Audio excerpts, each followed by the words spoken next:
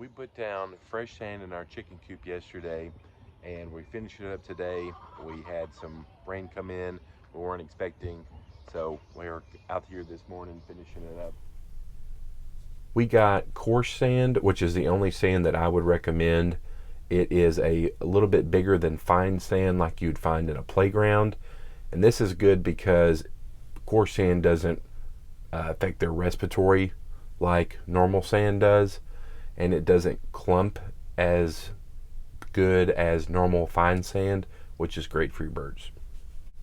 Whenever we built this run a year ago, we got 1 ton of sand and we soon realized that was not enough. So we got another ton of sand in this project, and that gave us about 6 total inches. That is plenty, in my opinion, for proper drainage whenever it rains, whenever you clean and you want to kind of turn over the sand. That's plenty of room, plenty of depth. And the chickens that you'll see later love to dig holes. So that's why I recommend at least 6 inches. You can go deeper and that's totally fine, but I probably wouldn't go any less than 6 inches total. So now I'm just filling in any holes that I can find, making sure it's all even and smooth.